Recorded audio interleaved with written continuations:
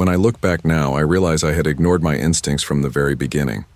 I had convinced myself that starting over in Portland was supposed to feel strange, that maybe the uneasiness in my stomach was just the weight of newness.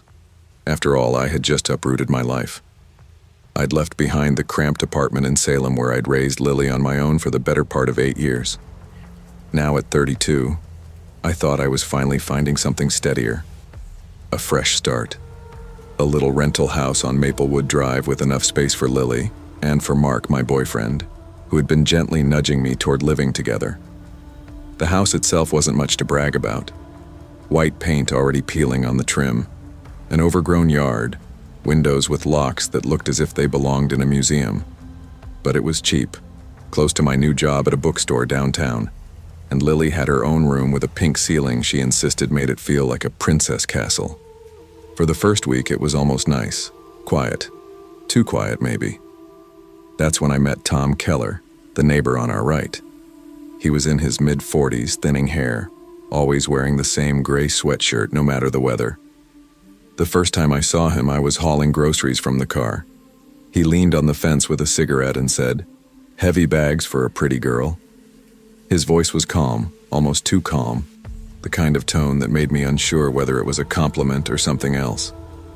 I gave him a polite smile and kept walking.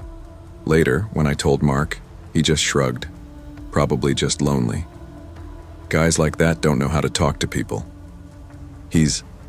But the more I saw Tom, the more it unsettled me. He always seemed to be outside when I pulled into the driveway, watching.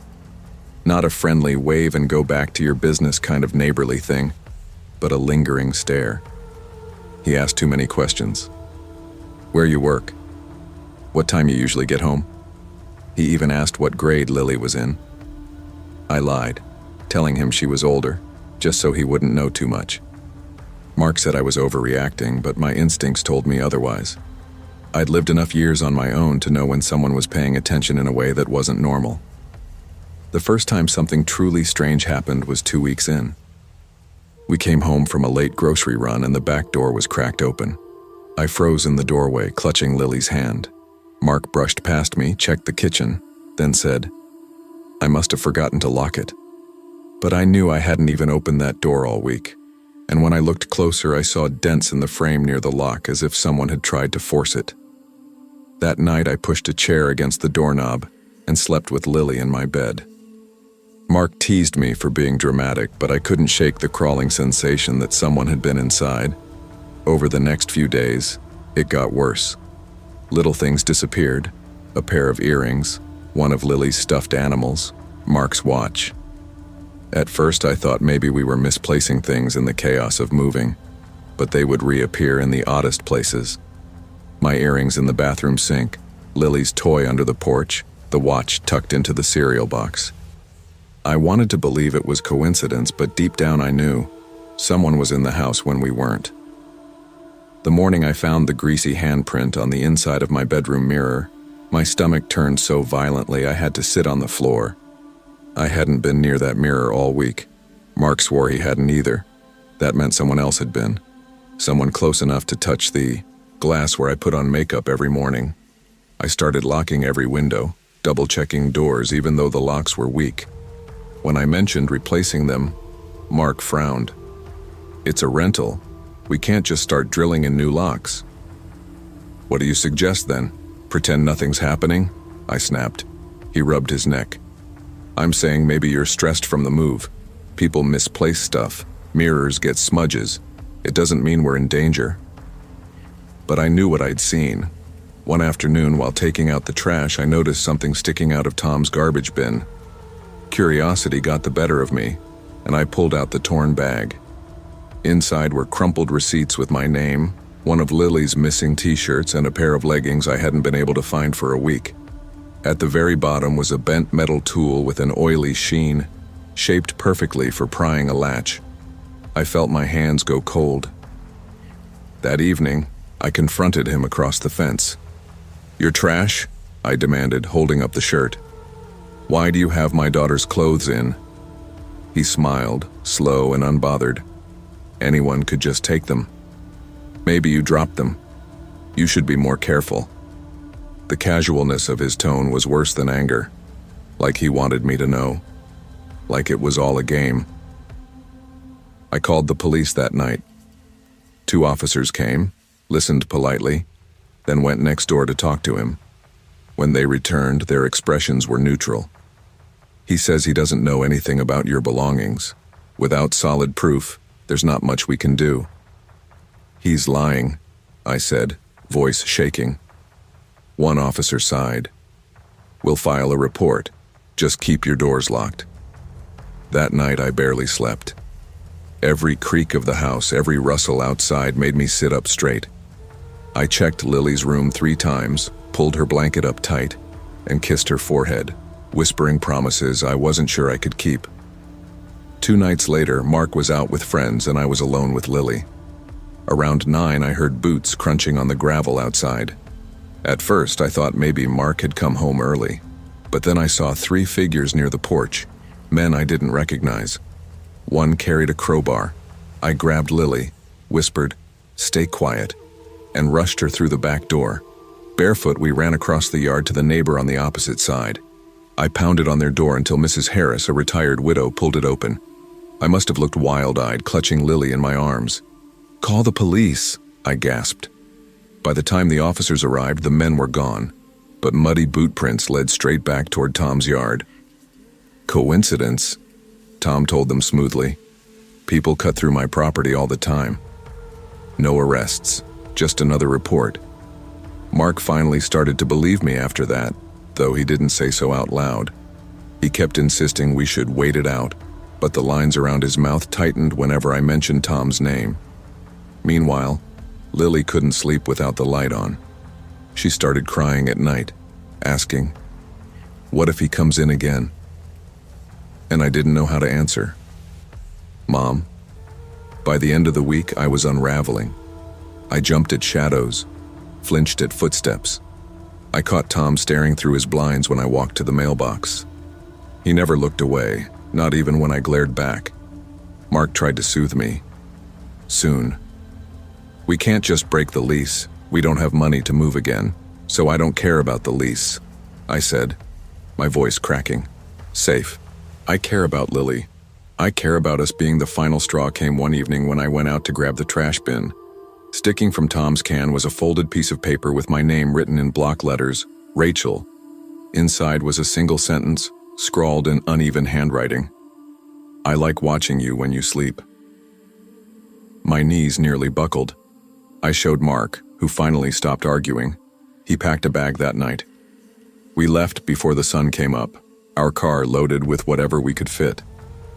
Lily slept in the back seat, clutching her stuffed rabbit. I didn't look back at the little white house or at Tom's yard, though I could feel his eyes even in memory. We turned in the keys to the landlord, breaking the lease. Money was tight for months, but I didn't care. Peace of mind was worth more than any deposit. It's been years now, and sometimes I still dream of greasy fingerprints on my mirror or the sound of boots on gravel outside the window. But more than fear, I carry a lesson. When your instincts tell you something is wrong, listen. Too often we're pressured to downplay danger, to convince ourselves we're imagining things. But safety is worth more than politeness, worth more than pride. Rachel's story is a reminder that ignoring the small signs can lead to devastating consequences, and that protecting yourself and your loved ones should always come first. I've always been the kind of person who sees change as a fresh canvas. When I graduated with my art history degree in 2018, I told myself Denver was going to be my city. I grew up in a small town in northern New Mexico, where opportunities were scarce and the art scene was limited to craft fairs and dusty galleries off the highway. When I landed my first real job at a museum in Denver, I packed everything into my old Corolla: canvases, paints, a mattress I tied down badly on the roof, and headed north with the kind of nervous excitement that comes from believing your life is finally beginning. The problem was rent. Downtown Denver was unforgiving. A shoebox studio ran more than half my paycheck. I scoured listings and stumbled on a post. Roommate wanted, loft near Colfax, affordable, good vibe. It sounded almost too good. But when I met Kara Miller, the nursing student who lived there, my doubts disappeared. She was bubbly, confident, the kind of girl who lit up a room. She gave me a tour of the loft, tall ceilings, brick walls, wide windows overlooking the street, and I fell in love instantly. "You paint, right?" she asked, pointing to the canvases poking from my car. "Yeah, mostly at night. Keeps me sane." "Perfect. I'm gone a lot for rotations. You'll have the place to yourself." I signed the lease that afternoon. Moving in was messy, but Kara helped. She held the ladder as I strung fairy lights above my bed and offered opinions on which wall should hold my sketches. She seemed genuinely interested in my art, asking questions about brush techniques and color palettes. For the first time in months, I felt a little less alone. But soon after, Ethan appeared, Kara's boyfriend. He was tall, dark-haired, quiet. At first, he seemed polite. He'd fix a loose handle in the kitchen or carry heavy groceries up the stairs. I figured he was just around a lot because they were serious. But it didn't take long for me to notice how his eyes lingered too long when we spoke, or how his questions were always more personal than they should have been. "What time do you usually get home from work?" he asked once, leaning casually on the counter. "Depends, sometimes late." "Why?" "Just curious. It's a rough neighborhood." Another time, "Do you sleep with your door locked?" His tone was light, almost joking, but it chilled me. I laughed it off and changed the subject, but that uneasy feeling stayed with me. At first, I told myself I was being paranoid. Maybe he was just socially awkward. Maybe his interest in my life was harmless. But then I started noticing little things. My brushes, which I always cleaned and lined up carefully, would be slightly rearranged. My sketchbook left open to pages I hadn't shown anyone. And my favorite scarf, the one my mom had given me when I left for college, vanished. I searched every drawer, every laundry pile. Days later, it reappeared, folded neatly on my bed. When I told Kara, she laughed. "Nat, you're just scatterbrained. Between your job and painting all night, I'm not surprised you lose track of stuff." Maybe she was right, but in my gut, I felt something was wrong. It was November when the unease turned to fear. One night I woke around 3 a.m. The room was dim, lit only by the street lamp glowing through the blinds. At first, I thought the sound that pulled me from sleep was just a dream. Then I heard it again. Slow, steady breathing that wasn't mine. My eyes adjusted, and that's when I saw him. Ethan, standing in my doorway, motionless, just watching. "Ethan," my voice cracked. He didn't answer. He stepped back, slipping into the shadows, and then I heard his footsteps retreat down the hall. I sat frozen for minutes before forcing myself out of bed. I locked the door and leaned against it until dawn. The next morning, I confronted Kara. He was in my room, watching me. Her expression was disbelief. "Nat, no, Ethan wouldn't do that. You must have been dreaming." I wasn't dreaming. I saw him. "You're stressed. New city, new job. It's probably affecting your sleep." She said it gently, but her tone carried a sharp edge, like she thought I was accusing her by accusing him. I wanted to argue more, but she wouldn't budge. By the end of the conversation, I found myself doubting what I'd seen. Maybe it was a shadow. Maybe exhaustion was messing with me. But my body remembered the fear. The weeks that followed were worse. One night, after returning from a late event at the museum, I unlocked my door to find all my unfinished canvases rearranged. They were propped against the wall, turned toward the bed like an audience, and on my pillow sat my missing scarf, the fabric reeking of cologne. Ethan's. My chest tightened so badly I could barely breathe. I gathered the canvases, shoved them back into the corner, and stuffed the scarf deep into my closet. When Kara got home, I tried to tell her again. "It's not my imagination, he's messing with my stuff." She folded her arms, but helpful. "You're making him sound like a creep, and he's not. He's been nothing helpful." I nearly laughed. "His cologne? Do you think it's helpful to leave my scarf on my bed sprayed with her face flushed?" "You need sleep, Nat." It was useless. I started locking my door every night, though the lock was flimsy. I pushed a chair against the handle too. Still, sleep became impossible. Every creak in the loft felt amplified. Every footstep in the hall made me hold my breath. One evening, Kara had a night shift at the hospital. I returned from work, exhausted, craving nothing but sleep. The loft was unusually quiet, and for a moment I let myself relax. When I opened my bedroom door, my breath stopped. Every wall was covered in photos, hundreds of them taped in neat rows. Some were screenshots from my Instagram, others candid shots taken around Denver, me walking near the museum, me drinking coffee at a cafe.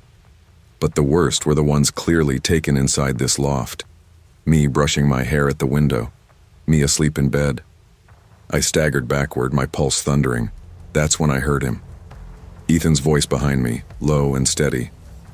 "Beautiful when you don't know I'm looking." "You're so much more," I spun, but he was already stepping closer, his face calm, almost tender. Something primal took over.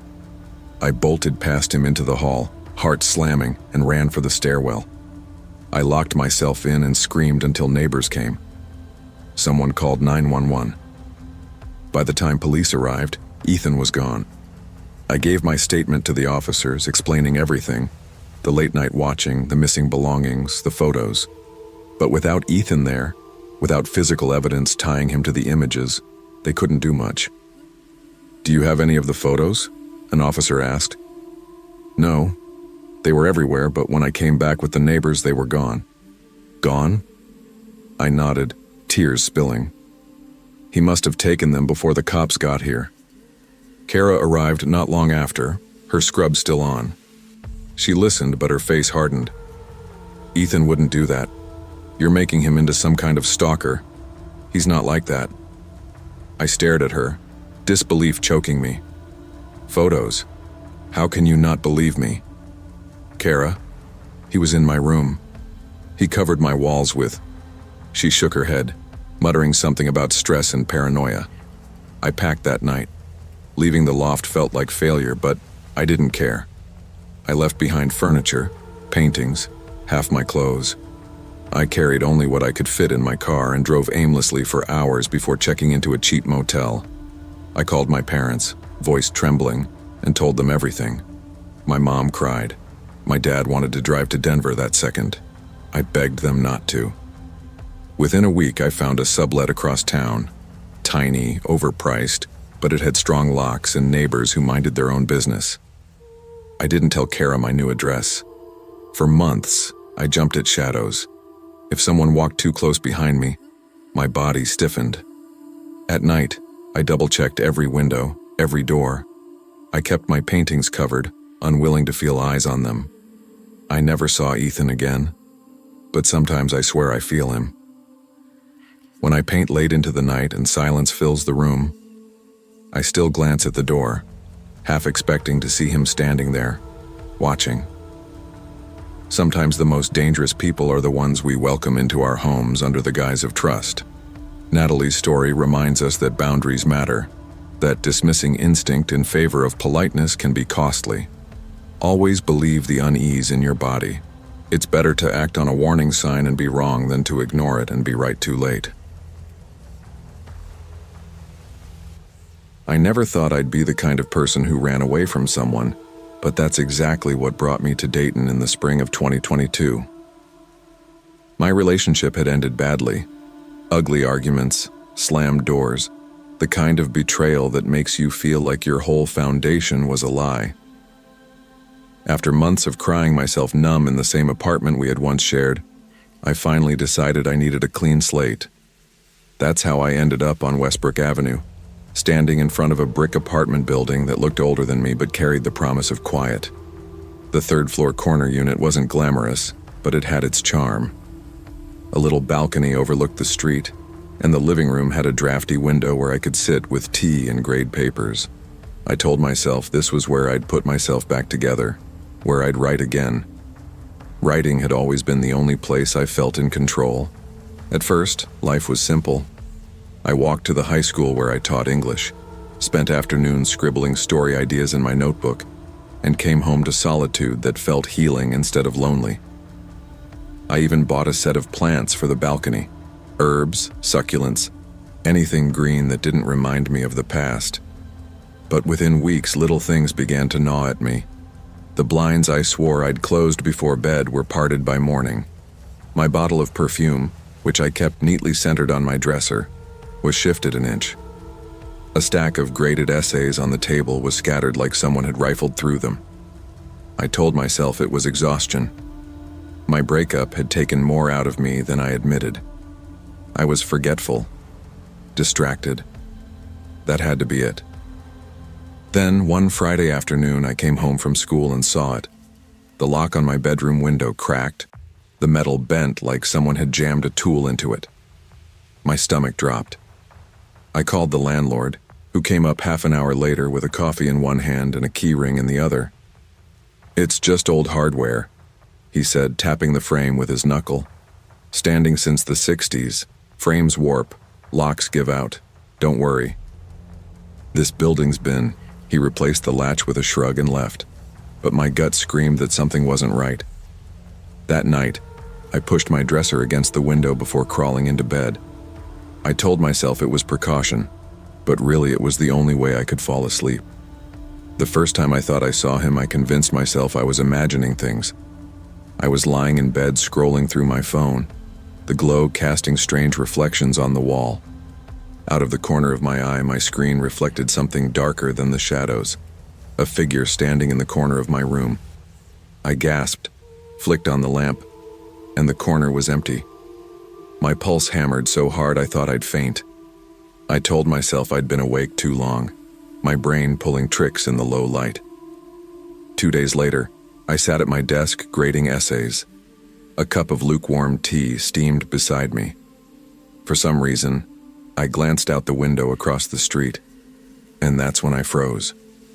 In the top floor of the vacant building opposite mine, a man stood in the window. Tall, still, staring directly at me. I blinked, heart in my throat. The unit had been empty for months. When I first moved in, the landlord mentioned the top floor was sealed shut because of water damage. No one was supposed to be in there. I called him immediately. "There's someone in the vacant apartment across from me," I said, voice shaking. He sighed. "Olivia, no one's in there. Keys are locked up. It's been boarded for weeks." I saw him. "Stress," he said flatly. "You've been through a rough patch. Get some rest." I hung up, furious and terrified. That night, every sound in the building echoed in my bones. Pipes knocking, doors closing down the hall, footsteps overhead even though no one was supposed to live above me. At 2 a.m., just as I was drifting off, I heard it, faint tapping against my bedroom window. My breath caught. 3rd floor. Nothing should be able to reach my window.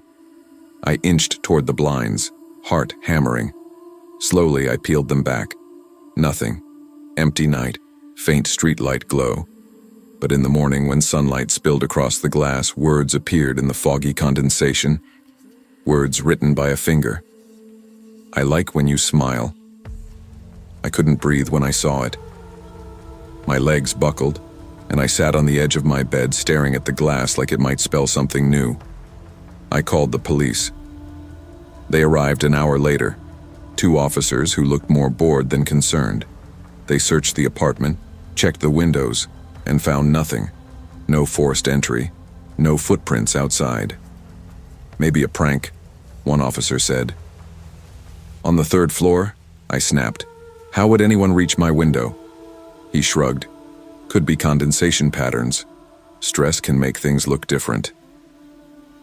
The word stress made me want to scream. When they left, I pushed furniture against the door and sat up all night, eyes on the window. I wanted proof, something I could hold up and say, "See, I'm not imagining this." Days passed. I went through the motions at work, distracted, snappy with students. My colleagues noticed. "Rough week?" one asked. I nodded, but I didn't explain. How could I? "There's a man living in a vacant apartment watching me through the glass" sounded unhinged even to me. One Saturday, I decided to clean. Scrubbing gave me control. I stripped my bed, vacuumed under the couch, dusted every surface. When I dropped a notebook behind my bed, I cursed and bent down to grab it. My fingers brushed something cold. I pulled it out. A tiny black camera, wired, blinking red. The scream that tore out of me didn't even sound like my own voice. I bolted out of the apartment barefoot, clutching the camera in my hand. My neighbor across the hall cracked her door open, startled. "Are you okay?" "No," I choked out. "Someone's been in my apartment." I called the police again, shaking so badly I could barely dial. When they arrived, I shoved the device into their hands. "This is proof. He's been inside. He's watching me." The younger officer examined it, frowning. "Looks like a nanny cam." "It was under my bed," I shouted. "I live alone." They took notes, promised to look into it, but I saw the same skepticism in their eyes. Kicking the camera away from me wasn't enough. I couldn't stay another night. I stuffed clothes into a suitcase, grabbed my laptop, and left. I didn't even lock the door behind me. At a cheap motel off the highway, I sat on the bed staring at the faded carpet. Every time the pipes hissed or a door slammed down the hall, my chest seized. I didn't care about the rent I'd lose, the furniture I'd abandon. I just wanted out. I never went back to that apartment. I called the landlord, told him I was breaking the lease. He tried to argue, then gave up when I told him the police had been involved. I found a smaller unit across town. Overpriced, cramped, but it had new locks and thicker walls. The first night, I sat in bed with the lights on, hugging my knees, waiting for shadows that never came. But healing wasn't instant. Every time I caught movement in a window across the street, my heart spiked. Every time I left a notebook on my desk, I checked twice to see if someone had touched it. Writing, once my safe haven, became something I guarded. I no longer left my work scattered. I locked it in drawers. I never learned who the man was, or how long he had been slipping into my home. I never learned how he reached my third-floor window, or whether he was the figure in the vacant apartment staring at me through the glass. What I know is this: for weeks, maybe months, someone lived in the spaces I thought were mine alone, and he left only when I did. Safety is never something to take for granted. Locks, doors, and walls create the illusion of control, but vigilance and boundaries protect us more than bricks or glass. Olivia's story is a reminder that when instincts whisper that something is wrong, you must listen, because the danger of doubting yourself is far greater than the fear of being impolite or mistaken. I never thought a breakup would completely reshape the rhythm of my life, but that's exactly what happened in the summer of 2017. After 6 years with a man I thought I'd marry, I found myself packing my things into a handful of cardboard boxes and moving into a one-bedroom apartment on the east side of Austin. The place wasn't much: thin walls, a kitchen that smelled faintly of the last tenant's cooking. But it was mine. I was 29, a marketing analyst, and the one thing I knew how to do was bury myself in work. I stayed at the office late, grinding through data reports and PowerPoint decks, pretending that exhaustion was better than loneliness. When I got home, I didn't have the energy to cook. Ordering food became a habit so fast I barely noticed it. Pad Thai on Mondays, pepperoni pizza on Wednesdays, sushi rolls on Fridays. It was comfort disguised as convenience. That's when I first met Ryan. The first time he showed up at my door, I didn't think twice. He was young, maybe mid-20s, tall and cheerful, in the way delivery drivers sometimes are when they're hustling for tips. "Long day?" he asked as he handed me a plastic bag full of takeout boxes. I nodded, fumbling for cash. He smiled wide, the kind of smile that felt practiced. The next week, there he was again. Different restaurant, same driver. "You must be busy," he said lightly. "Always working, huh?" His words were casual, but I remember pausing, wondering how he could possibly know what my schedule was like. I brushed it off, gave a polite laugh, and shut the door. Over time, though, he kept appearing. No matter what I ordered, no matter what app I used, it was always Ryan who showed up. Sometimes he carried the food with one hand, waving with the other like we were old friends. Sometimes he lingered for a beat too long, eyes flicking past me into the apartment as if he wanted to memorize the layout. "You've got a presentation tomorrow, don't you?" he said once, handing me a box of noodles. My stomach tightened. I had told no one, not even my coworkers, that I was nervous about presenting at the quarterly meeting. "How do you know that?" I asked, forcing a laugh. "You just look like someone who stays up late working. I notice things." Something in his tone unsettled me, but I smiled stiffly, thanked him, and closed the door. That night I told myself I was imagining things. Just a friendly delivery driver. Just coincidence. Still, when I got ready for bed, I found myself pulling the curtains tighter. I didn't know it then, but those small moments, the smile, the comments, the lingering at the door, were the first cracks in the wall between harmless convenience and something much darker. And once the cracks began, it didn't take long for the whole wall to collapse. The first strange delivery came on a Thursday. I hadn't ordered anything, but when I opened the door to leave for work, a paper bag sat on the mat. Inside was a burger and fries, still warm, the receipt tucked neatly into the side. My name wasn't on it, but I shrugged. Mistakes happened all the time. I left it on the counter and forgot about it. The next night, another bag appeared. This time a dessert box with a note inside. "You deserve a treat after a long day." I stared at the handwriting, neat block letters in black ink. My chest tightened. Nobody knew how long my days were. Nobody cared enough to leave me dessert. Nobody except Ryan. I tried to rationalize it. Maybe the restaurant messed up. Maybe someone dropped it at the wrong apartment. But the following week, groceries appeared. Bread, milk, pasta. My name was written on the bag in the same tidy handwriting. That night I called my best friend Julia. "I think my delivery driver is, I don't know, watching me?" "You're kidding," she said. "What makes you think that?" I told her about the notes, the extra food. "That's not normal," she said firmly. "You need to call the police." "What am I supposed to say? Some guy brought me free cake and milk?" Julia sighed. "Need to be careful." "Hannah, listen to me. If he's crossing boundaries now, it won't stop here. I promised I would, but the truth was I brushed it off. It felt too small, too silly to make into a police matter. Then came the night I walked into my apartment and knew something was wrong. I dropped my bag on the counter, kicked off my shoes, and froze. On my dining table sat a plastic takeout box. The lid was closed, steam still clinging to the edges. But that wasn't what made my stomach lurch. Candles flickered beside it. My Bluetooth speaker hummed with soft music. I hadn't left it on. Every hair on my arm stood up. I backed into the hallway, heart hammering, eyes darting to the door. Locked. Windows locked. Nothing broken. Someone had been inside. My hands shook as I called Julia. "Apartment." "He was here," I whispered.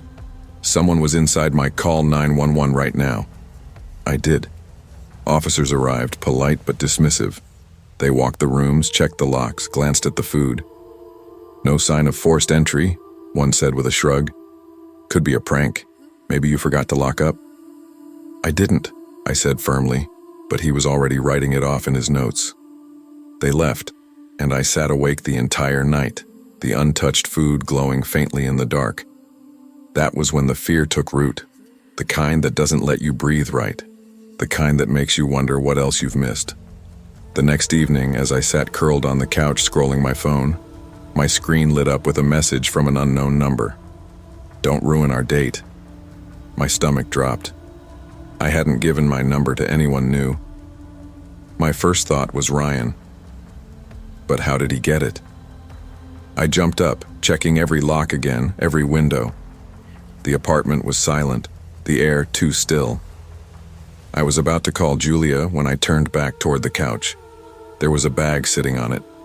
I hadn't heard the door, hadn't heard anything. My fingers trembled as I opened it. Inside was no food, just a photograph. It was me, taken the night before, sitting on the same couch, phone in hand, completely unaware. I dropped the photo like it burned. I ran to the hallway, yanked open the door, scanned the hallway. Empty. My neighbor's doors were shut, the air heavy with silence. That night, I didn't stay. I grabbed a bag, stuffed it with clothes, and drove straight to Julia's apartment. She opened the door in her pajamas, eyes wide when she saw me shaking. "I told you," she whispered after I explained. "Any more? You have to go to the police again. This isn't small, so we did." At the station, I showed them the photo, the text, the bags. The detective frowned. "Do you know this man's last name?" "No," I admitted. "Just Ryan. He's a delivery driver." They promised to look into it, promised patrols, promised I'd be safe, but promises don't fill the silence when you're lying awake, imagining footsteps outside your door. I stayed with Julia for a week, avoiding my apartment. Each time I thought about going back, my stomach knotted. What if he was inside again? What if he was waiting? Still, leases don't break themselves. I had to return eventually. When I finally stepped back inside, the apartment looked the same. Clean, untouched, almost ordinary. But my eyes caught on the corner of the coffee table. Another photograph. This one was of me sleeping. I don't remember screaming, but Julia told me later she could hear me from the parking lot. I called the police again, this time demanding a detective. They came, studied the photo, asked the same questions: how he got in, whether I gave him a key, whether I was sure it was Ryan. "I'm not imagining this," I snapped. "He's been inside more than once." The detective nodded grimly. "We'll pull his records, see what we can find." In the meantime, I installed cameras. One by the front door, one in the living room, one in the bedroom.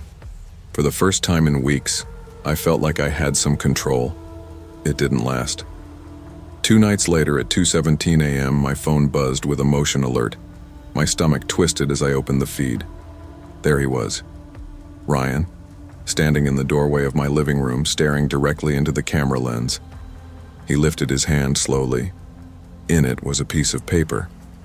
"Let me in." I scrambled for the phone, dialing 911 with shaking hands. "He's here. He's inside." But when the sirens arrived minutes later, the apartment was empty. The detective's voice was low the next day. "You need to leave. Tonight. Stay with a friend, family, anyone. He's escalating, and we don't know what he's capable of." So I did. I packed a bag and left everything behind. The furniture, the curtains, even the cameras. I stayed at my sister's house for weeks, too afraid to even drive past the old building. By the time I broke the lease officially, Ryan had vanished. No arrests, no answers. Just an absence that felt more suffocating than his presence. It's been years since I left that apartment, but I still live with the echoes of it. I don't order delivery anymore. I don't eat takeout unless I pick it up myself. When a stranger smiles at me too warmly, I feel my pulse spike. Sometimes I tell myself he's gone, that maybe the police scared him off, or he moved away, or he found someone else to fixate on. Other nights, I lie awake staring at the window, convinced he's out there somewhere waiting for the right moment to reappear. I've rebuilt my life since then. New city, new job. I even live with a roommate now because silence is no longer comfort. It's a warning. But the memory of Ryan never fully leaves. It lingers in the corners of my mind, reminding me that sometimes danger doesn't kick down your door. Sometimes it smiles, hands you dinner, and waits for you to open the door again and again until it no longer needs to knock. The scariest threats are often the ones that don't look threatening at first. A smile, a kind word, a familiar face. These can be masks for dangerous intentions. Trust your instincts. If something feels wrong, take it seriously, no matter how small it seems. Boundaries exist for a reason, and ignoring them can invite danger into your life. Stay cautious, value your safety, and remember that protecting your peace is never an overreaction.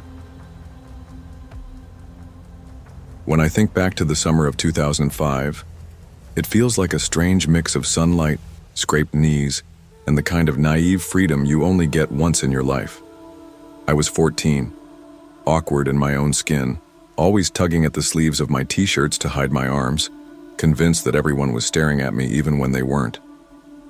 My parents had just decided I was old enough to ride my bike around the neighborhood in Astoria, as long as I promised not to cross the big intersection on Steinway Street or go too far from home. That bike was my treasure. A blue Schwinn with silver handlebars, stickers on the frame, and a squeaky bell I hardly ever used. Riding it felt like flying. I'd loop around the same blocks again and again, hair whipping across my face, music from the little CD player I tucked in my pocket when I dared. The city felt bigger when I was on that bike, like I was finally stretching out of childhood, taking small steps into independence.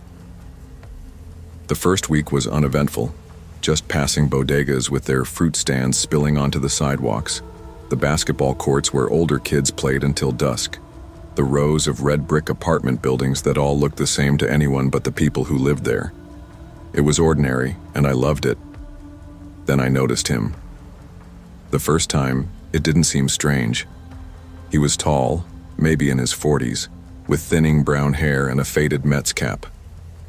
A golden retriever trotted beside him, tail wagging happily. He smiled when I rode past and said, "Nice bike."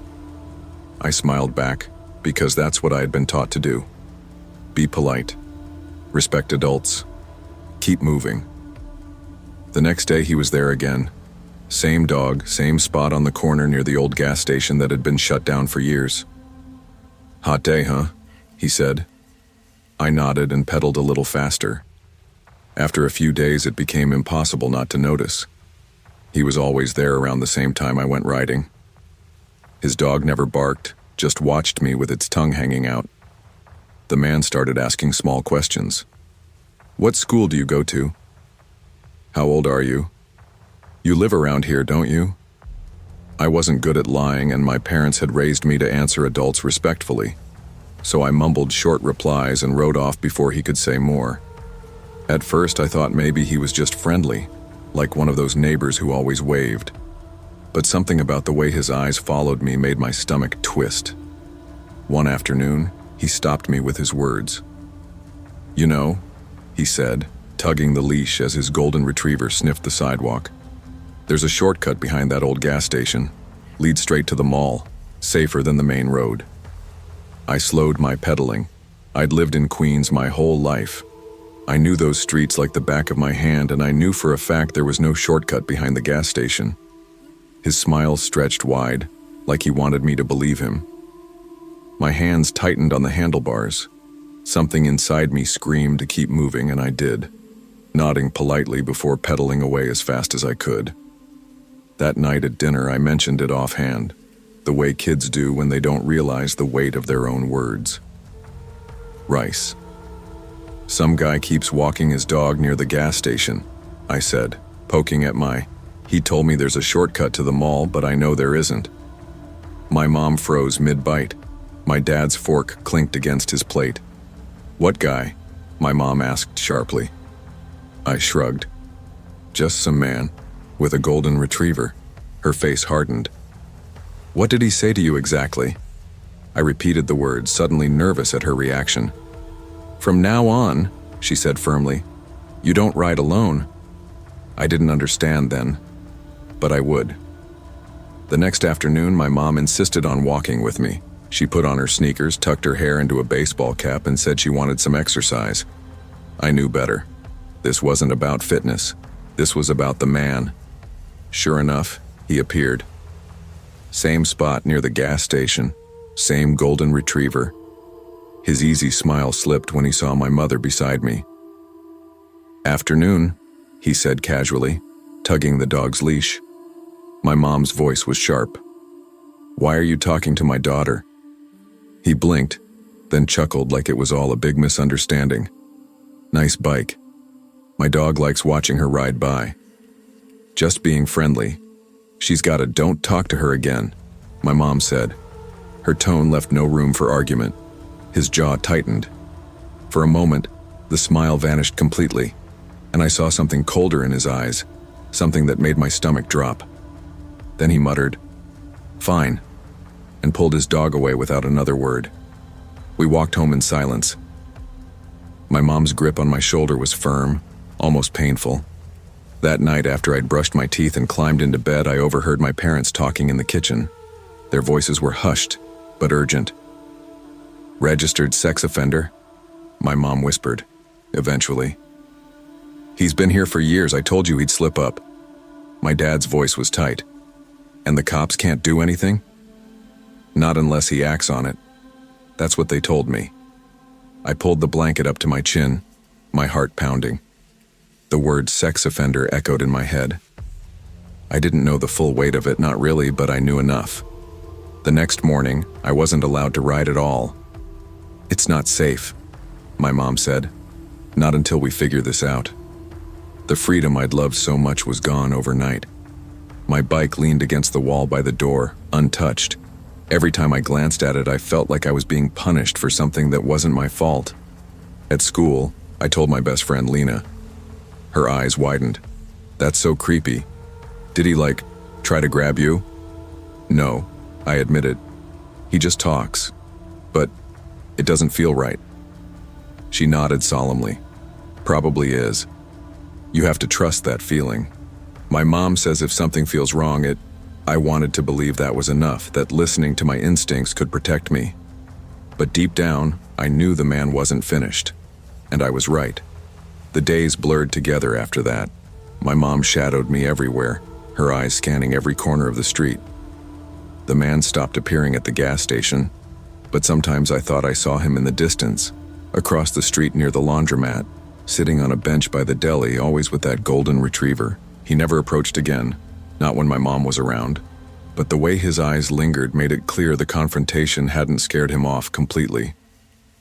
One Saturday morning, I begged my mom to let me ride just once, promising I'd stay on our block. Reluctantly, she agreed, standing on the porch as I circled the street.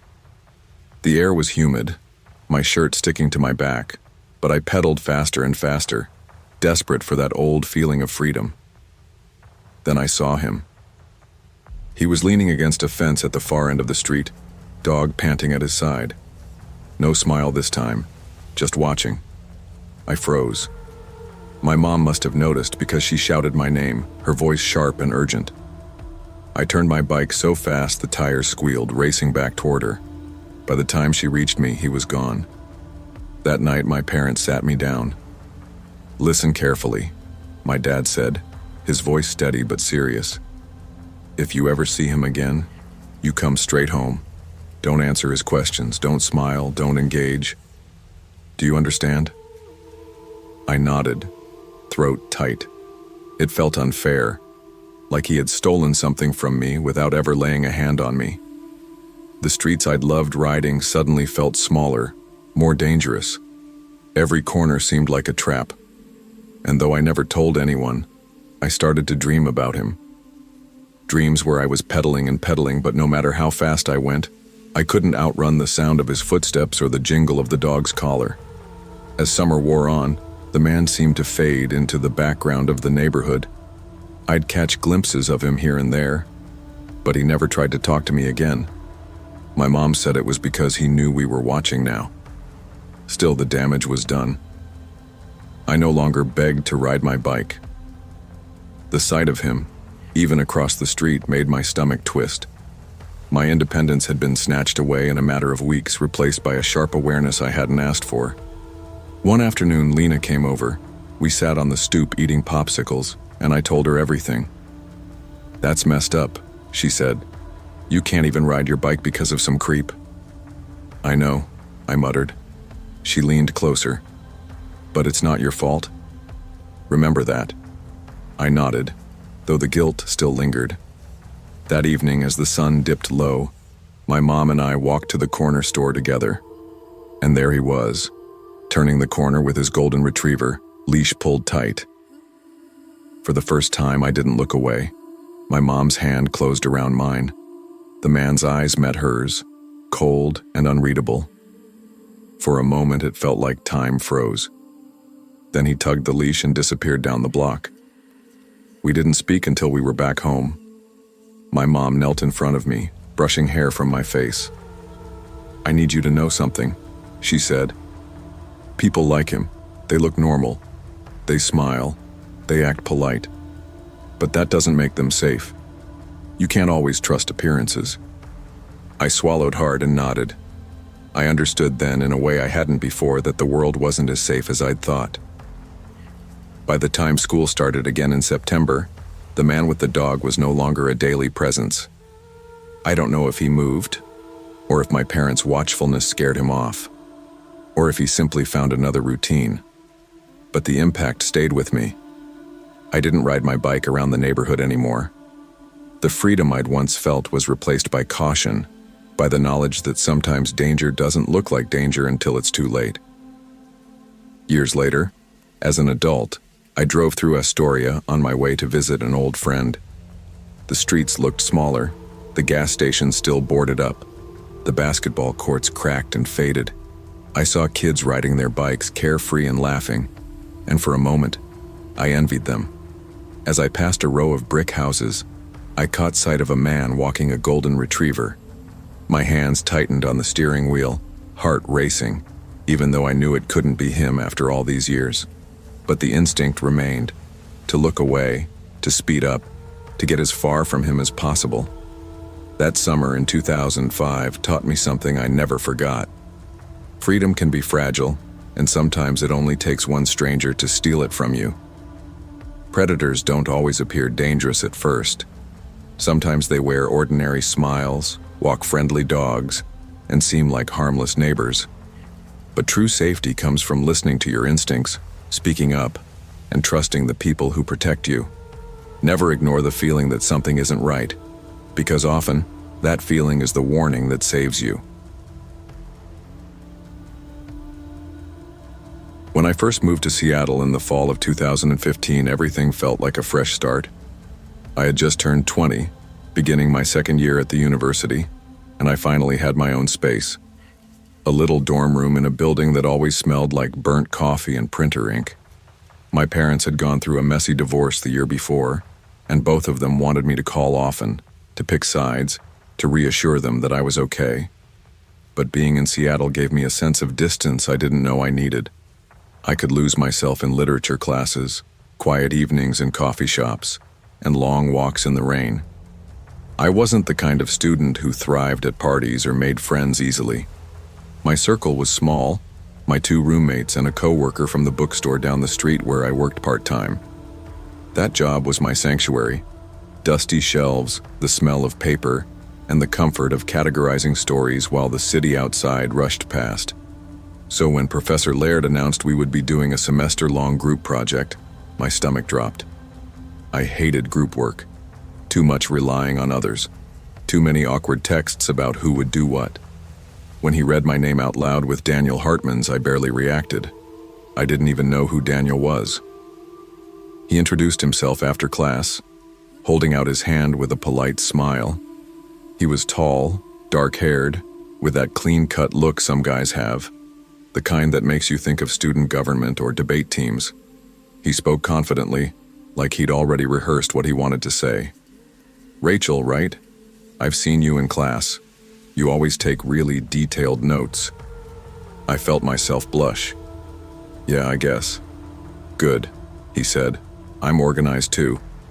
This will be easy." At first, he really did seem like the dream partner. He offered to pull books from the library, emailed me detailed outlines of his thoughts, and even suggested we split the work evenly instead of letting one person carry the load. I remember telling my roommate, finally, someone who actually does their part. The first few study sessions were normal. We met in the library, laptops open, papers spread out, but I began to notice little things. The way he'd stare at me a second too long before answering. The way he always seemed to know when I was free, even before I said anything. He'd comment on my coffee order, on the way I doodled in the margins of my notes, on how I tucked my hair behind my ear when I was thinking. I brushed it off. Maybe he was just observant. But the texts started coming late at night. At first it was about the project. "Did you get through chapter 4? Do you want me to draft the outline?" Then it shifted. "That sweater you wore today looks nice. You always smile at the professor's jokes. It's cute." I'd reply with short answers, trying not to encourage him. thanks. Or, yeah. Or sometimes nothing at all. But when I didn't answer, he'd follow up with, did I do something wrong? You seem distant. I told myself he was harmless, that maybe he just didn't know how to interact with people. But deep down, a small part of me felt uneasy. I just wasn't ready to admit it yet. It was a Tuesday night when I first realized something was wrong. I had just finished a closing shift at the bookstore, my hands still smelling faintly of old paper and espresso from the cafe corner. I slung my backpack over my shoulder and walked out into the damp Seattle night. When I reached my dorm, I unzipped the bag to grab my keys and froze. Tucked neatly inside the outer pocket was a small notebook. It wasn't mine. I pulled it out, flipped it open, and felt my stomach clench. Every page was filled with handwriting I recognized. My handwriting, my doodles, my half-finished quotes, the little notes I'd scribbled in class. But it wasn't my notebook. It was his. Daniel had copied everything. And worse, in the margins, he'd added comments. We're the same. I understand you. No one else gets you like I do. My fingers went numb. He had been inside my bag. I didn't even want to imagine when or how. The next morning, I confronted him. We were sitting at a library table, and I placed the notebook between us. Why do you have this? He smiled calmly, like it was no big deal. Wanted to keep track. I just thought it was cute. You take notes like I do, You can't just go through my stuff. He tilted his head. Rachel, relax.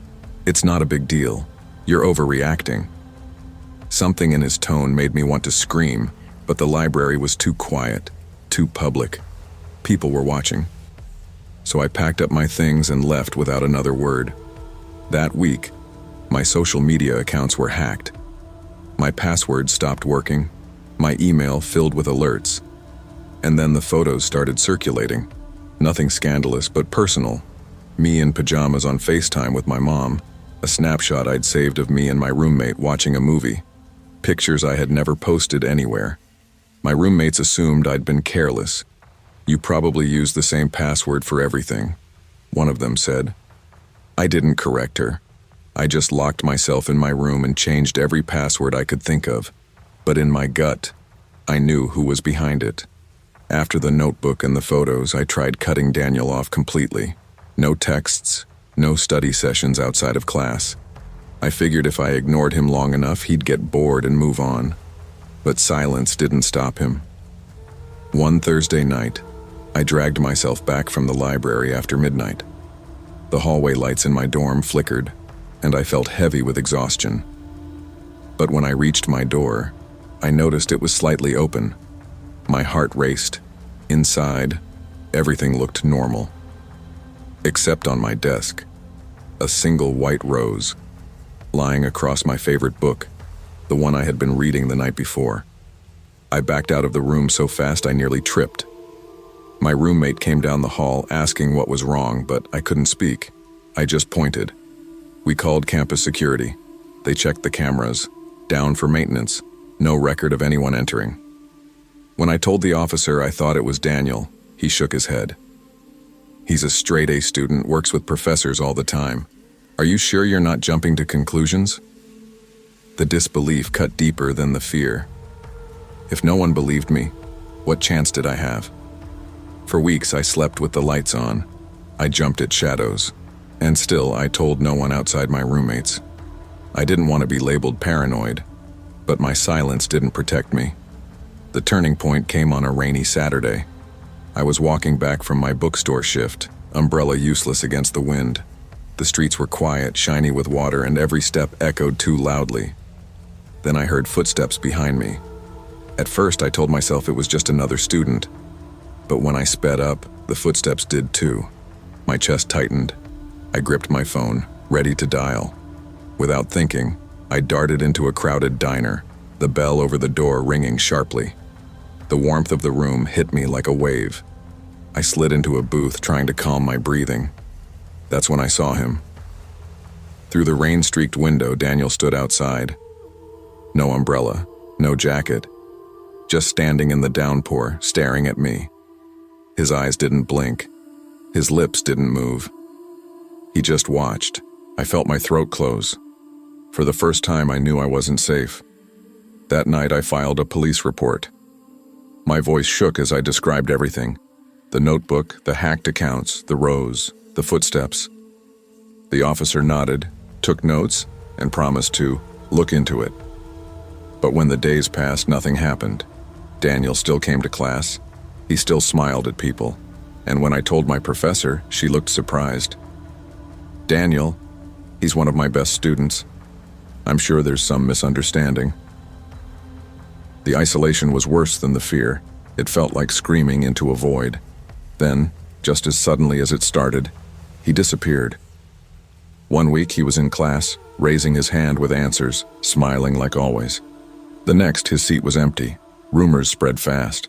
Some said he transferred to another university. Others whispered that his family moved. No one knew for sure. But I knew. I knew he was still out there. Years later, I'm still in Seattle. I still work at the bookstore now as a manager. My life has settled into routines, early mornings with coffee, long hours among shelves, quiet nights at home. On the outside, it looks like peace, but it isn't. I check my locks twice every night. I keep my curtains drawn. I avoid walking home alone after dark, because I can't shake the feeling that he hasn't really gone, that he's just waiting, watching from a distance, deciding when to step back into the light. Some people tell me I should move on, that he was just a college kid with a crush, but they didn't see what I saw in his eyes through that rain-streaked window. They didn't read the words he scrawled in the margins of my stolen notes. No one else gets you like I do. I've carried those words with me ever since. Obsession often hides behind politeness, charm, and the mask of being nice. Too often the warnings are ignored because the person doesn't fit society's idea of danger. But listening to your instincts is never wrong. If something feels off, speak up, protect yourself, and never let anyone convince you that your safety is an overreaction. Trusting your gut can be the difference between being silenced and being safe. I never thought I'd end up back on dating apps at 31. But the truth is, when you spend 3 years with someone and then watch it collapse overnight, loneliness creeps in fast. Chicago winters don't help either. The streets are gray and empty. The lake wind cuts through your bones, and even crowded coffee shops feel like they belong to everyone but you. That was my life in December of 2019. My name is Daniel Carter, and back then I was a software engineer who thought I had everything figured out.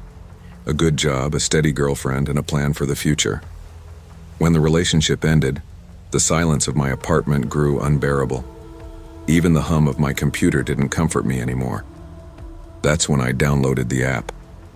It was called Matchpoint, one of those trendy new platforms that promised real connections instead of mindless swiping. I figured, what did I have to lose? At first, it was the usual. Profiles that didn't say much, short conversations that fizzled out after a day or two. But then there was her, Ella. Her first message was about an obscure indie band I hadn't heard anyone mention in years. "Do you still listen to the Paper Pilots?" she asked. My jaw nearly dropped. They were my high school obsession, a band I thought only a handful of us in the Midwest even remembered. I wrote back instantly. From there, it was like every conversation peeled away another coincidence. She quoted the same cult movies I loved, referenced old arcade games I'd wasted summers on, even admitted to drinking coffee out of oversized novelty mugs. I told myself it was rare, almost magical, to find someone who overlapped with me so perfectly. We started talking every night, long threads of messages, inside jokes piling up, even the occasional late-night call, though never video. Whenever I suggested FaceTime, she brushed it off. "I hate cameras, I look terrible on video, I'm too shy."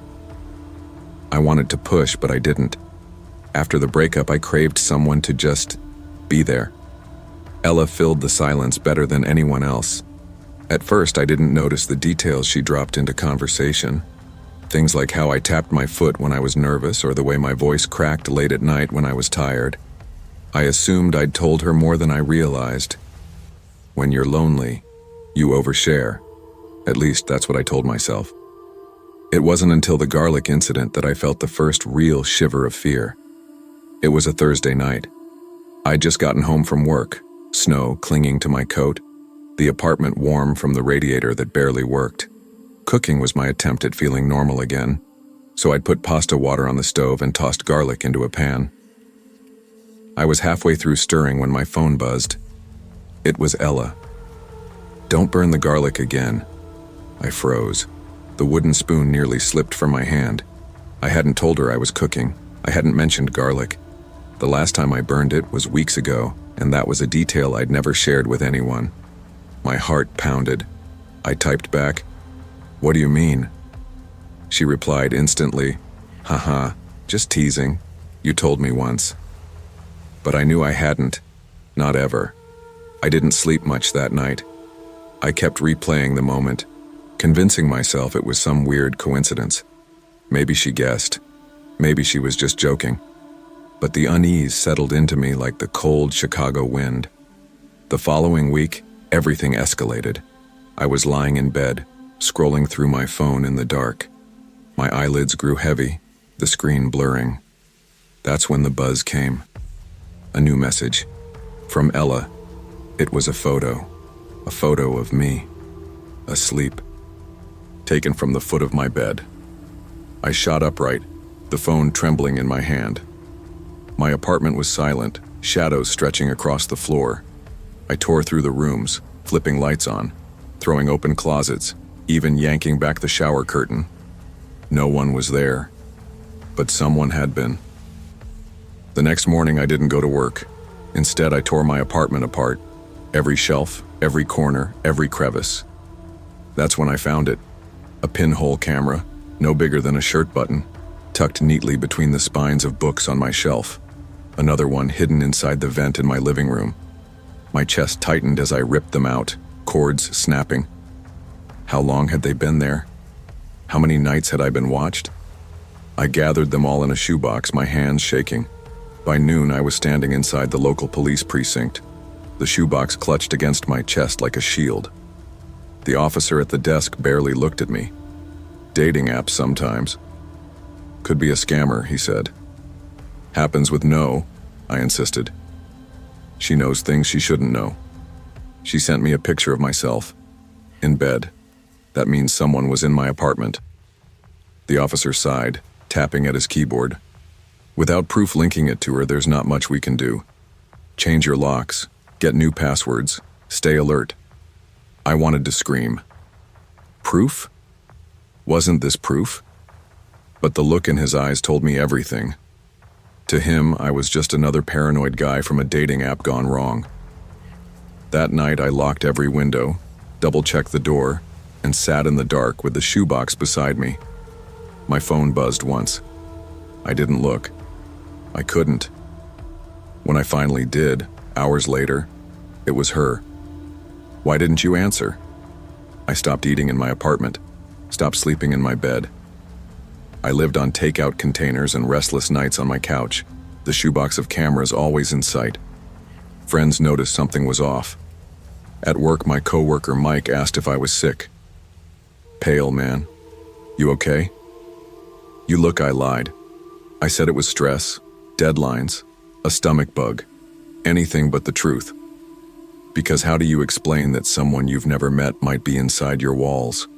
Ella didn't let up. If anything, she grew more demanding.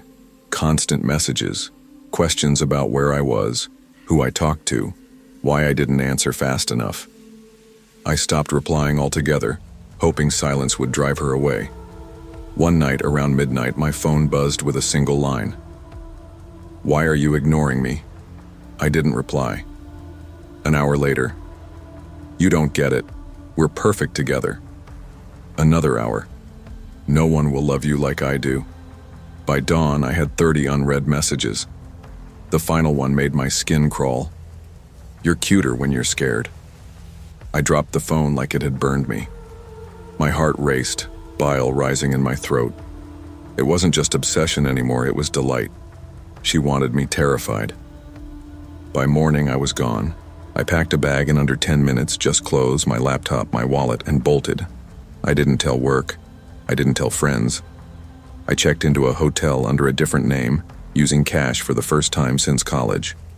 In that hotel room, the silence was deafening. No hidden cameras, no buzz of notifications, just me, lying awake, staring at the ceiling, wondering if she was still watching somehow. I never went back to that apartment. Within a week, I terminated the lease. I bought a new phone, wiped every account, deleted every app. My landlord sent me an email about forwarding mail. I never replied. It's been years since then, but I still can't shake it. I don't date anymore. I don't download apps. I don't trust the coincidences people call chemistry. Because I know now that sometimes it isn't chemistry. Sometimes it's surveillance. Sometimes it's someone building themselves into your life without permission. And every time I see an unfamiliar number flash across my screen, every time I catch a shadow near my window, I wonder if it's her. If Ella is still out there.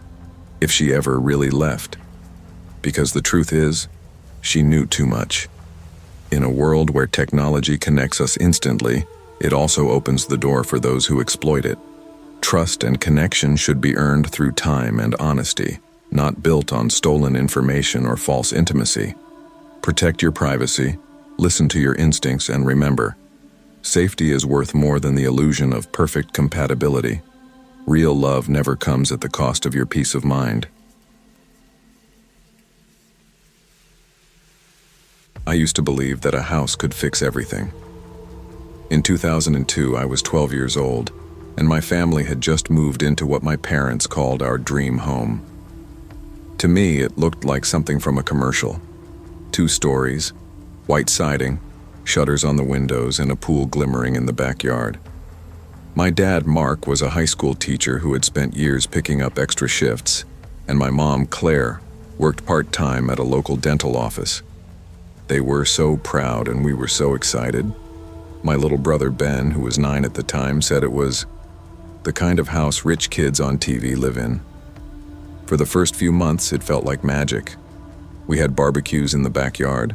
Mom finally got to host her summer parties, and Dad kept talking about how all his hard work had paid off. I biked through the neighborhood with new friends, and Ben cannonballed into the pool until his lips turned blue.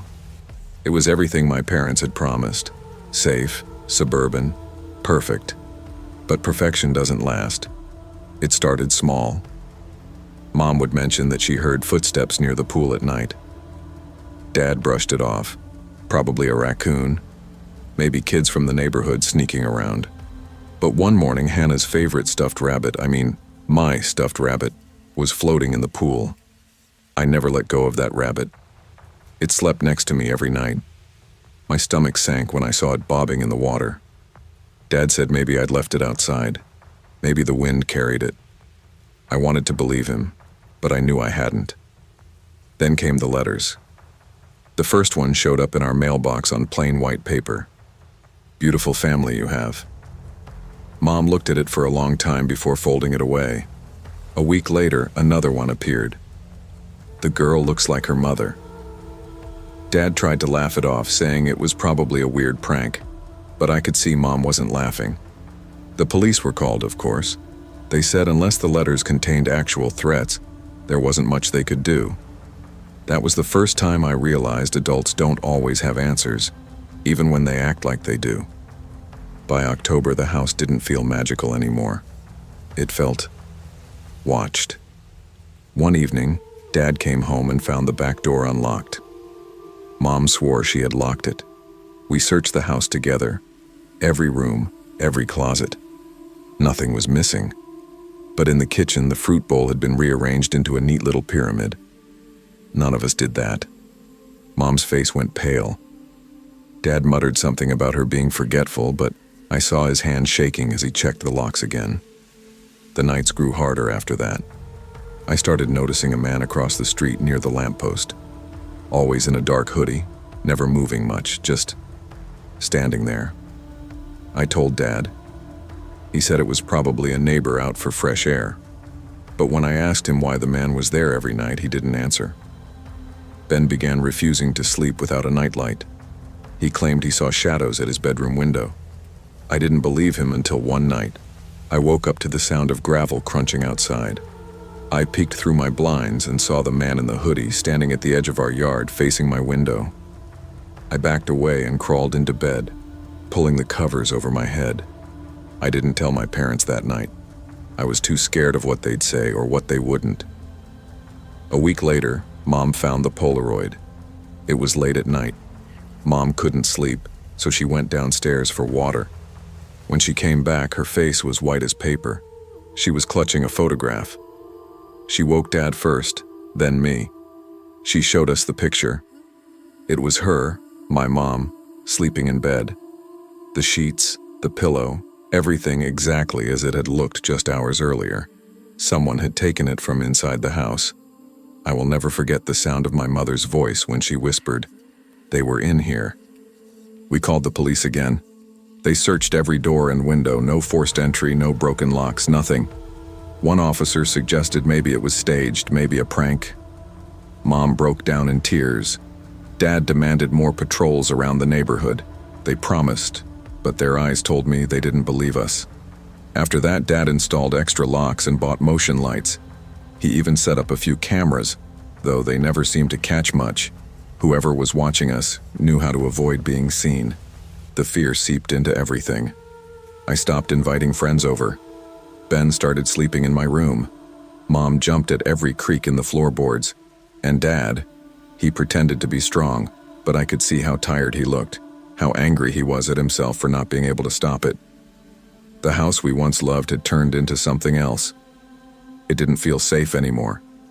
It felt like a cage with glass walls, every move we made visible to someone we couldn't see.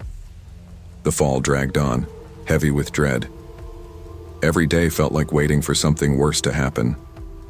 I remember one night, hearing my parents argue in hushed voices. Mom wanted to leave. Dad insisted we couldn't give up the house he'd worked so hard for. "This is our home," he said. "I won't let someone drive us out." But Mom wasn't convinced. Neither was I. The man in the hoodie kept appearing, always across the street, always by that same lamppost. One night I worked up the courage to yank the blinds wide open and stare back. For a moment it felt like he was staring into me. Then he turned and walked away. That almost scared me more, that he didn't care I'd seen him. Around Halloween we found another Polaroid. This one was of Ben, asleep in his bed, clutching his nightlight. The picture had been left on the living room couch. Mom screamed when she found it. Dad tore through the house, searching every corner, every crawl space, nothing. That was the breaking point. In November we moved. It wasn't dramatic. No final confrontation, no police catching the stalker in the act. Just boxes packed in silence, a for sale sign hammered into the front lawn, and a family too exhausted to argue anymore. We left behind the pool, the yard, the dream. We traded it for a smaller, older house across town. It didn't matter.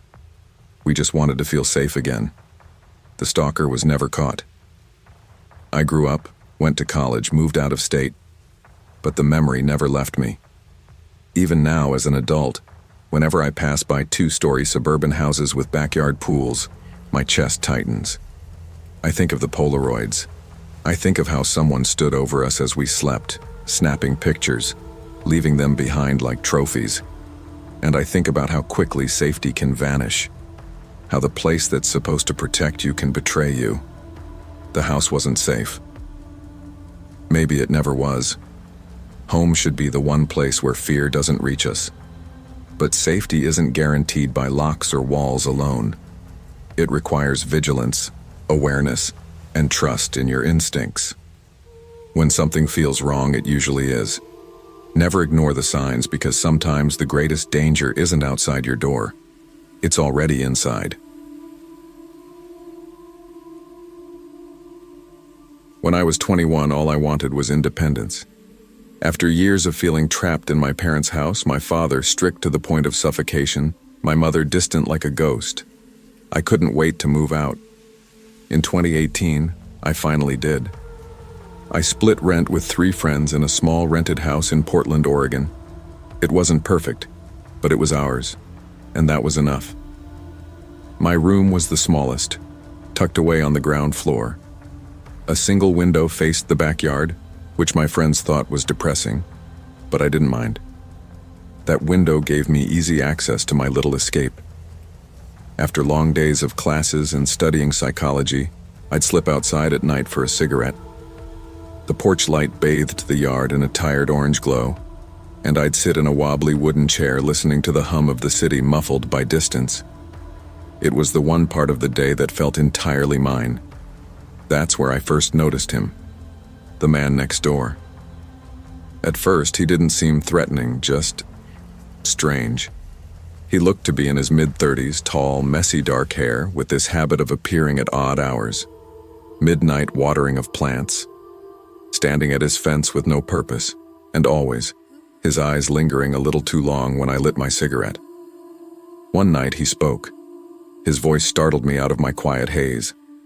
"You shouldn't smoke so much," he called softly. "It ruins your smile." I forced a laugh, stubbed out the cigarette, and muttered a quick thanks before going inside. My heart thudded faster than it should have. I told myself he was just awkward, maybe lonely. But deep down, something in me recoiled. It wasn't until weeks later that I learned from one of my roommates that he'd gotten into a fight with his old flatmates. The cops had been called, apparently. "Guy's got a temper," she whispered. I nodded, not saying much. But from then on, every time I stepped outside, I felt his presence like a shadow pressing against me. It was broad daylight when he first cornered me. I was walking to the bus stop, earbuds in, but no music playing, a trick I used when I didn't want strangers to bother me. I noticed him trailing me a few steps behind, pretending to scroll through his phone. My stomach twisted, then he closed the gap. "Hey," he said, his smile too wide, too sure. "Saw you at the cafe yesterday. You looked beautiful with your hair down." I froze. I hadn't told anyone I'd been at that cafe. He must have followed me. I pulled my jacket tighter. "Please stop watching me," I said, my voice sharper than I expected. His smile twitched, faltering for just a second, then he tilted his head. "I'm not watching, I'm just noticing." I walked away quickly, pulse hammering in my ears. That night, when I came home, he was sitting on our doorstep, a plastic grocery bag beside him filled with beer cans. "Thought I'd wait," he said casually, like it was normal. I ducked back inside and called my roommate Jason, whispering into the phone. "He's here. He's right outside." Jason sighed, half annoyed. He's probably drunk. Don't overthink it. I'll be back in an hour." An hour. It might as well have been forever. I stayed hidden by my window, peeking through the blinds. He sat there sipping beer, muttering to himself, glancing at the door like he knew I was watching. Only after nearly an hour did he stumble off with another man from his house. When he was gone, I rushed out to lock the gate, checking every bolt twice. My hands shook so badly I could hardly turn the key. For a few days, things were quiet. I started to wonder if maybe it had been a one-off. Maybe I'd exaggerated it in my head. I wanted so badly to believe that. Then came the scratching. It was around 3 a.m. when I woke up. At first, I thought it was just a branch against the glass, but the sound was deliberate, too slow. Scratch, pause, scratch. My chest tightened. I turned my head just enough to glance at the blinds. Through the slats, a shadow crouched outside my window. I didn't move. I didn't scream. I grabbed my phone with shaking hands and dialed Jason. When he answered groggy, I whispered, "He's at my window." Jason groaned. It's probably a raccoon. Go back to bed." Tears welled up, but I stayed silent, frozen in place, listening to the scratching until finally it stopped. I lay awake until sunrise, clutching the phone to my chest. The next morning, when I stepped outside, muddy footprints trailed beneath my window. Human footprints. I showed them to my roommates. No one said much. We called the police. They listened politely, took a few notes, and left me with the same useless advice. Stay alert. Don't be alone with him. I wanted to scream. Staying alert didn't stop muddy footprints. From that night on, I stopped smoking outside. I shut my blinds tight. I walked with headphones in, music blasting to drown out the sound of my own heartbeat. I never left the house alone unless I knew my roommates would be home when I got back. But the fear didn't stay contained to the house. It followed me everywhere. At the grocery store, I'd feel eyes on me. On the bus, I'd catch sight of dark hair a few rows back. Sometimes I couldn't tell if it was him or just my imagination, but that didn't matter. The fear was the same. Jason tried to reassure me. Look, Em, if he does something serious, the cops will get involved. Until then, don't let him get in your head. But he was already in my head. Every creak in the night, every rustle by the window, every unfamiliar footstep outside, I felt him. One evening, I came home to find a beer can sitting neatly on the porch. No note, no explanation, just the can upright, waiting. I didn't touch it. I couldn't. That night, I slept in Jason's room with the door locked. By spring, I couldn't take it anymore. My friends thought I was being dramatic, but I didn't care. I broke the lease early, packed my things, and left Portland. I told them I needed a fresh start, that the city wasn't for me. The truth was simpler. I couldn't live in constant fear. I couldn't keep waiting for the next scrape at the window or the next shadow on the porch. I moved across town to a small apartment. The walls were thin, the neighborhood noisy, but it didn't matter. For the first time in months, I slept with the blinds open just a crack, to remind myself I had nothing to hide. But the fear didn't leave.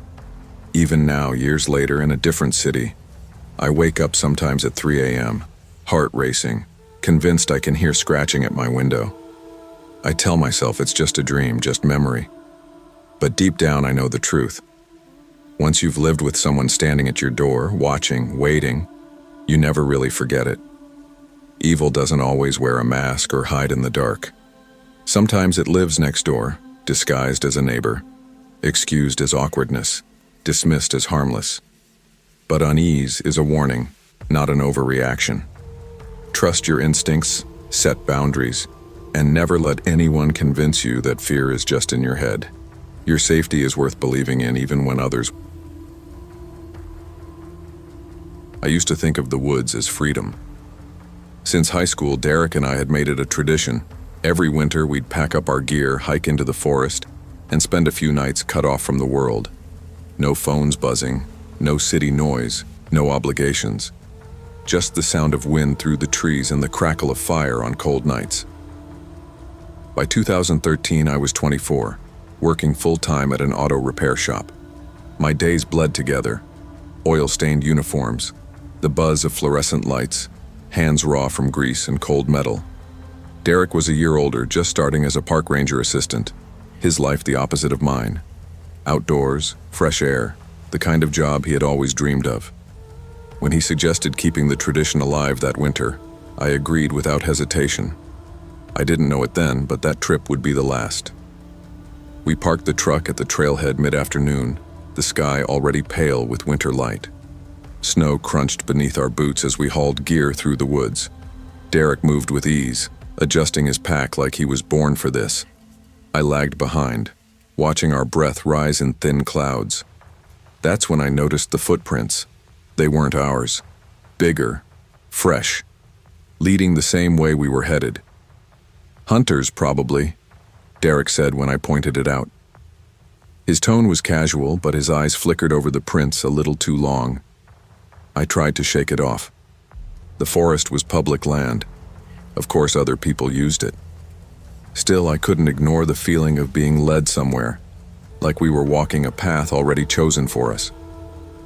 By the time we set up camp, the sky was bruised purple. The fire sputtered to life, and for a while, everything felt familiar again. Roasting hot dogs, telling dumb stories about high school, laughing at jokes that had long stopped being funny but still felt comforting. The woods, in those moments, felt like they always had. Ours. Until the scream. It sliced through the night, sharp and human. I froze mid-bite, my hot dog falling into the snow. "Tell me that was an animal," I whispered. Derek forced a laugh, but it cracked at the edges. Cougar, maybe. They scream like people sometimes. But I knew. My gut told me. That wasn't an animal. That was someone. The fire suddenly felt too small, too fragile against the dark pressing in around us. We tried to shake it off, to pretend it was nothing. But minutes later came another sound. Footsteps in the snow. Heavy, deliberate, not close, but close enough.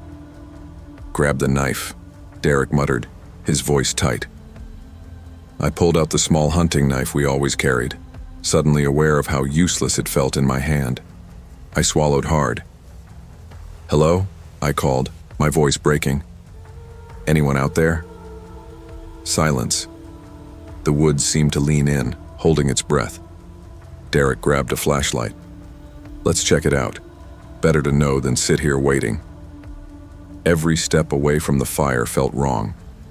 My boots crunched against the snow, the beam of light cutting through tree trunks and branches like pale bones. 50 yards from camp we found it. A deer carcass, ripped open, blood freezing against the snow. I gagged, pulling my scarf over my mouth. Jesus. But what made my stomach twist wasn't the deer. It was the boot prints around it. Not hunting tracks, not quick. Just circles.